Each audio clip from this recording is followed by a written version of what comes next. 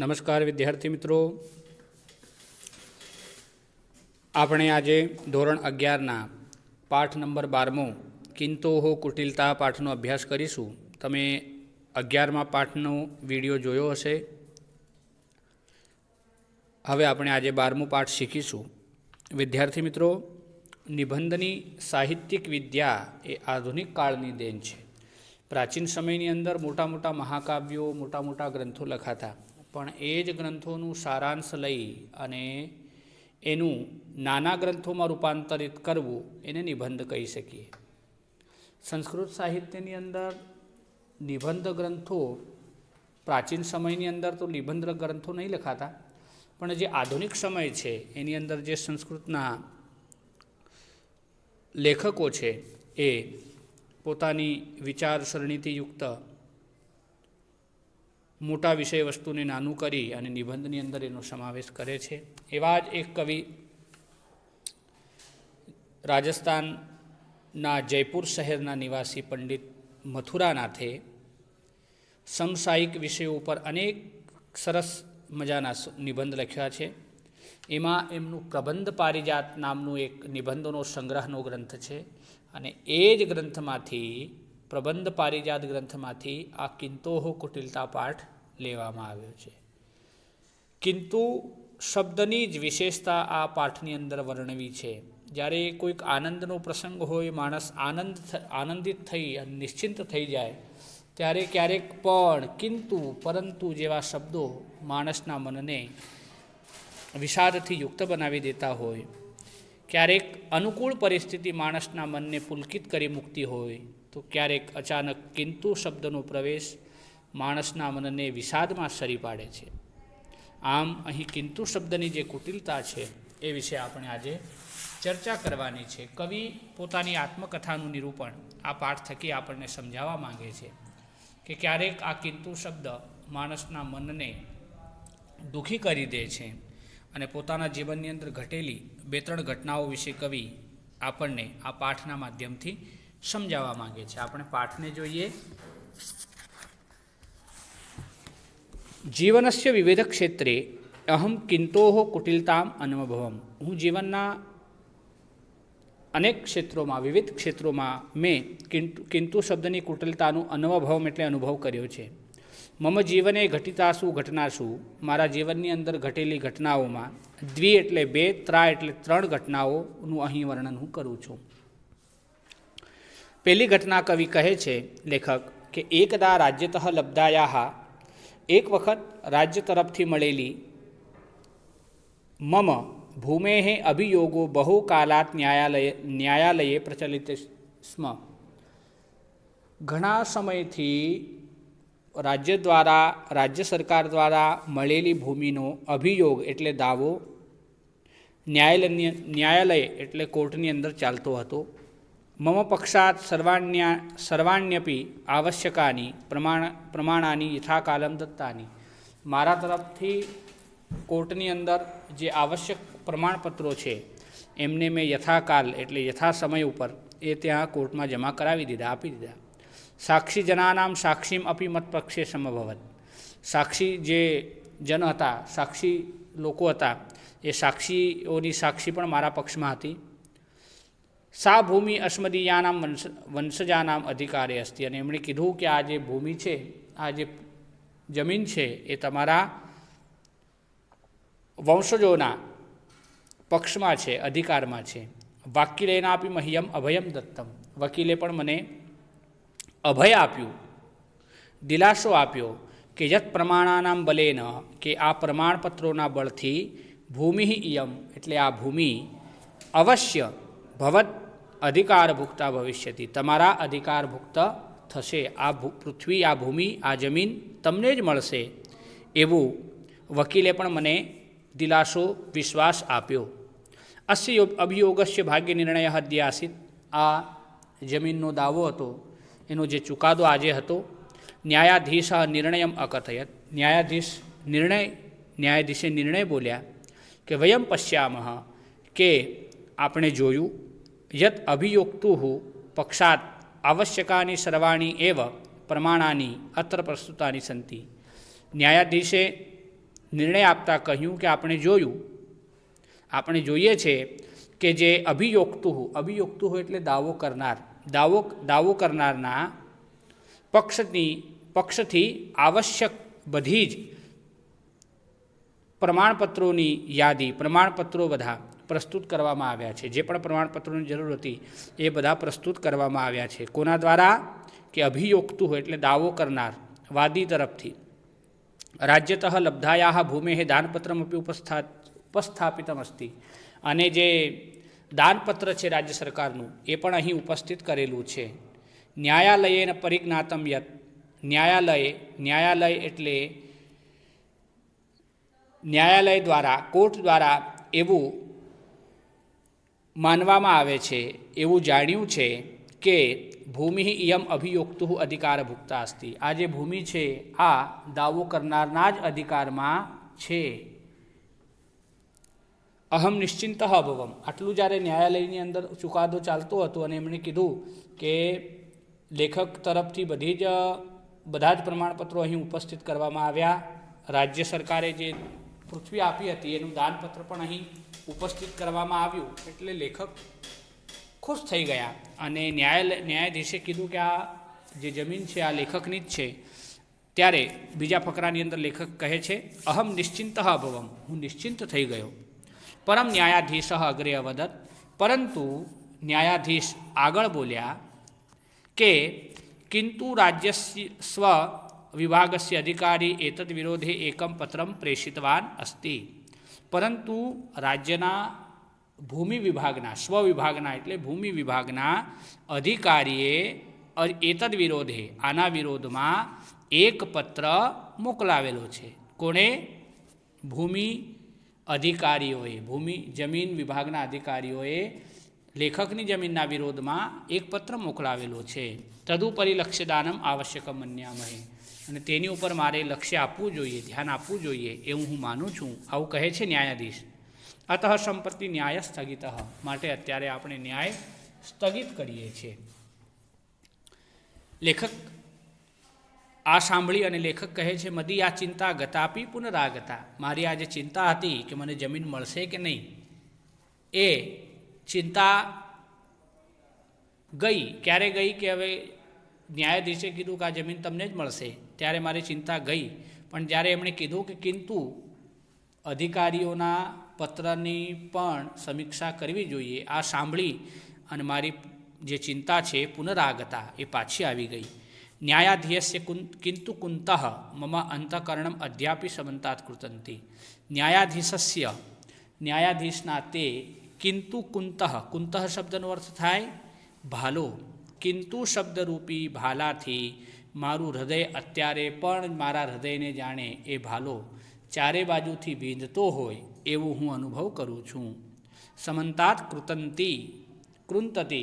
કૃંતતી એટલે વીંધે છે એ ભાલો. એની ભાલો કોને બતાવવામાં આવ્યો? કિંતુ શબ્દને. કે ન્યાયાધીશના મુખમાંથી નીકળેલું જે કિંતુ શબ્દ છે એ ભાલાની જેમ મારા મનને કોરે છે, વીંધે છે. અપરમ ચ અનેન કિંતુ શબ્દેન આનંદસ્ય અનુભવ પ્રસંગે અહમ નિતાંતમ અનુતાપમ અનુભવમ. આમ આ કિંતુ શબ્દના આવવાથી એક આનંદનો પ્રસંગ હતો કે મને આનંદ થતો હતો કે મારી હવે જમીન મને મળશે. પણ ત્યાં આ કિંતુ શબ્દે પ્રવેશ કરી અને અત્યારે હું આનંદની જગ્યાએ અનુતાપમ એટલે સંતાપ અનુભવ કરું છું. હું સંતાપનો અનુભવ કરું છું. આમ લેખકે પોતાનું જે પ્રથમ જે ઘટેલી ઘટના હતી, આત્મકથા હતી, એ પ્રથમ ઘટના વર્ણવી.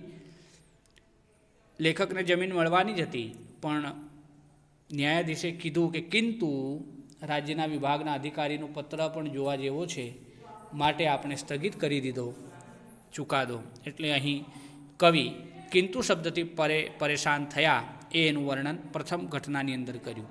હવે લેખક બી પોતાની બીજી ઘટના કહે છે કે એકદા અનેક વર્ષાણામ પરિશ્રમેણ રચિતમ સદ્ય. એક વખત અનેક વર્ષોના પરિશ્રમથી રચેલું સદ્ય એટલે હાલમાં પ્રકાશિત થયેલું મારું પુસ્તક અનેક વર્ષોના પરિશ્રમથી તૈયાર થયેલો હાલમાં જ પ્રકાશિત થયેલું મારું એક પુસ્તક લઈને આદાય એટલે લઈને અહમ એટલે હું એકસ્ય એક સાહિત્ય મર્મગ્નસ્ય નેતુ સાહિત્યના મર્મગ્ન એવા નેતા પાસે હું ગયો. પ્રત્યગચ્છમ સમીપમ અગચ્છમ હું એક વખત અનેક વર્ષોના પરિશ્રમથી તૈયાર થયેલું હાલમાં પ્રકાશિત થયેલું પુસ્તક લઈને સાહિત્યના મર્મગ્ન એવા નેતા પાસે ગયો. અસ્ય પુસ્તકસ્ય વિષય આ પુસ્તકનો વિષય વસ્તુ તસ્ય પ્રસ્તુતિ તેનું પ્રસ્તુતિકરણ મુદ્રણ સૌષ્ઠવમ એટલે છાપકામ ચિત્રયોજનમ એટલે ચિત્રોની ગોઠવણી ચેતી સર્વમ અપી સુંદરમ આસીત મારી પાસે જે મેં પુસ્તક રચ્યું હતું તે પુસ્તકની અંદર જે વિષય વસ્તુ હતું એ પણ સુંદર હતું, જે પ્રસ્તુતિકરણ હતું એ પણ સુંદર હતું, જે છાપકામ હતું એ પણ સુંદર હતું અને જે ચિત્રોની યોજના ચિત્રોની ગોઠવણી કરેલી હતી પુસ્તકમાં એ પણ ખૂબ સુંદર હતી. નેતૃ મહોદયાય પુસ્તકમ ઇદમ અવશ્યમ રુચિકરમ ભવિષ્યતિ ઇતિ મેં દૃઢા શ્રદ્ધા અને આ પુસ્તક જે છે આ નેતા મહોદયને ખૂબ પસંદ આવશે એવી મારા મનમાં દ્રઢ શ્રદ્ધા હતી. તેના અહમ નિશ્ચિતમ જાતઃ તેનાથી હું નિશ્ચિંત થઈ ગયો કે આ પુસ્તક આટલું સરસ છે, મેં બનાવ્યું છે તો ખરેખર આ નેતા મહોદયને આ પુસ્તક ખૂબ પસંદ આવશે એવી મારા મનની અંદર શ્રદ્ધા હતી. અહમ સોત્સાહમ નેતૃ મહોદયસ્ય ગૃહમ પ્રતિ અગચ્છમ હું ઉત્સાહની સાથે નેતાના ઘરે પહોંચી ગયો. ક્ષણદ્વયાનંતરમ એવ નેતૃ મહોદયસ્ય સાક્ષાત્કાર સંજાત અને થોડી જ વારની અંદર નેતા મહોદયની સાથે હું મળ્યો, સાક્ષાત્કાર થયો એમનો. મયા નેતૃ મહોદયસ્ય કરકમલયો પુસ્તકમ સમર્પિતમ મેં નેતા મહોદયના હસ્તકમળમાં મારું પુસ્તક અર્પણ કર્યું. પુસ્તકમ દ્રષ્ટવા નેતૃ મહોદય પ્રસન્ન જાત પુસ્તકને જોઈને નેતા મહોદય ખૂબ પ્રસન્ન થયા. અવોચચ્ચ અને બોલવા લાગ્યા કે પુસ્તકમ તે વસ્તુતઃ એવ અદ્ભુતમ નિર્મિતમ અસ્તિ તમે જે પુસ્તક બનાવ્યું છે લેખક એ ખરેખર ખૂબ સુંદર છે. બહુકાલાનંતરમ એતાદૃશમ પુસ્તકમ પશ્યામી હું ખૂબ સમય પછી આવું પુસ્તક જોઉં છું એવું બોલે છે નેતા. તદનંતરમ સદ્ય એવ પરંતુ સદ્ય એટલે અત્યારે કિંતુ મત સંમતો પરંતુ હું એવું માનું છું નેતા કહે છે કે તમે ખૂબ સરસ પુસ્તક રચ્યો, આ પુસ્તક ઘણા સમયથી મેં જોયો છે આવું પુસ્તક આટલું સરસ પુસ્તક પરંતુ કિંતુ મારી સંમતિથી મારા મત મુજબ મત સંમતૌ પુસ્તકમ ઇદમ સંસ્કૃતે ન વિલિખ્ય યદિ હિન્દી ભાષાયામ લિખિતમ સ્યાત તર્હિ સમ્યક ભવેત ઇતિ અવોચત.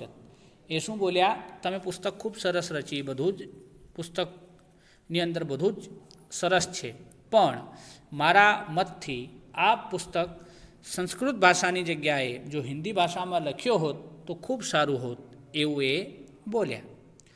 ગૃહમ પ્રતિ નિવર્તમાન અહમ સમસ્તેપી રાજમાર્ગે કિંતુ કૃતાયા ગૃહમ પ્રતિ નિવર્તમાન ઘરની તરફ આવવા નિવર્તમાન એટલે પાછા ફરતી વખતે પાછા ફરવું નિવર્તમાન ઘરની તરફ પાછા ફરતી વખતે અહમ સમસ્તેપી રાજમાર્ગે હું સંપૂર્ણ રાજમાર્ગની અંદર રસ્તા ઉપર કિંતુ શબ્દની જે કિંતુ કૃતાયા મર્મવેદક શિક્ષાયા કિંતુ શબ્દે કરેલી આપેલી મર્મવેદક શિક્ષાનું ઉપર ચિંતામગ્ન એ જે કિંતુ શબ્દએ મને શિક્ષા આપી કે સંસ્કૃત ભાષાની જગ્યાએ હિન્દીમાં નિબંધ લખ્યો હોત તો સારું હોત, આવી જે કિંતુ શબ્દની જે મર્મવેદક શિક્ષા છે એ શિક્ષાની ઉપર હું ચિંતામગ્ન હું ખૂબ વિચાર કરવા લાગ્યો અને કર્ણમ અમર્દયત અને મારા કાનને આમળવા લાગ્યો. અનેન કિંતુના મહ્યમ યા શિક્ષા દત્તા આમ આ કિંતુ શબ્દે મને જે શિક્ષા આપી તામ યદિ અહમ અનુસરામી જો હું આ કિંતુ શબ્દે જે શિક્ષા આપી તેનું જો હું અનુસરણ કરું તર્હિ તો કદાચિદપી સંસ્કૃત ભાષાયામ પુસ્તક લેખન કરતું ન પારયામી જો આનું હું અનુસરણ કરીશ તો ક્યારે પણ સંસ્કૃત ભાષાની અંદર પુસ્તક લખી શકીશ નહીં. એવું વિચાર કરે છે કે પુસ્તકની ઉપર જે કિંતુ શબ્દની કુટિલતા બતાવવામાં આવી કે કિંતુ શબ્દે જે મર્મવેદિક શિક્ષા આપી કે હિન્દીની સંસ્કૃતની જગ્યાએ હિન્દીમાં પુસ્તક લખવાનું હતું, આ શિક્ષાને જો મેં માની લીધી તો હું ક્યારે પણ સંસ્કૃત ભાષામાં પુસ્તક લખી શકીશ નહીં. ત્યાર પછીના બીજા પેજ પર જોઈશું આપણે. કદાચિત અયમ ક્રૂર કિંતુ શબ્દ મુખસ્ય કવલમ અપી અવરોધયતી. ક્યારેક અયમ એટલે આ ક્રૂર કિંતુ શબ્દ, ક્યારેક આ ક્રૂર કિંતુ શબ્દ મુખના કોળિયાને પણ રોકી લે છે. એ બીજો કવિ પોતાનું ઉદાહરણ કહે છે. બે ઉદાહરણ થયા, એક પુસ્તકનો અને એક ભૂમિના દાવાનો. હવે ત્રીજો છે એકદા અહમ રૂગ્ણ અભવમ. એક વખત હું બીમાર હતો. વૈદ્ય મહોદયસ્ય કૃપયા બહોહો કાલાનંતરમ સ્વસ્થ સંજાતમ. વૈદ્ય મહોદયની કૃપાથી હું કાલાનંતરમ થોડા જ સમયની અંદર સ્વસ્થ થઈ ગયો. અસ્મિન એવ સમયે મિત્રગોષ્ઠ્યા નિમંત્રણમ પ્રાપ્તમ. તે જ સમયે હું જ્યારે સ્વસ્થ થયો તે જ સમયે મિત્રને ત્યાં ગોષ્ઠ્યા એટલે સમારંભ, મિત્રને ત્યાં સમારંભનું નિમંત્રણ મને પ્રાપ્ત થયો. ભોજ ગોષ્ઠ્યામ ગમનાર્થમ મમાપી ઈચ્છા સંજાતા. અને એ ભોજન સમારંભમાં જવાની મારી પણ ઈચ્છા થઈ. અહમ આતુરાલયમ અગચ્છમ. હું દવાખાના ઉપર ગયો અને તત્ર ગત્વા વૈદ્યમ અવોચમ. અને ત્યાં જઈને મેં જે મારા ડૉક્ટર હતા જેમણે મારી ચિકિત્સા કરી હતી થોડા દિવસ પહેલાં, એ જ ડૉક્ટર પાસે હું જઈને બોલ્યો કિમહમ ભોજગોષ્ઠ્યામ ગંતુમ સમર્થ અસ્મિ. શું હું ભોજન સમારંભમાં જવા માટે સમર્થ છું, હું જઈ શકું છું? ત્યારે ઉત્તર આપે છે વૈદ્ય, ઉત્તરમ અલભ્ય ગંતુમ અરસી ભવાન. તમે સારી રીતે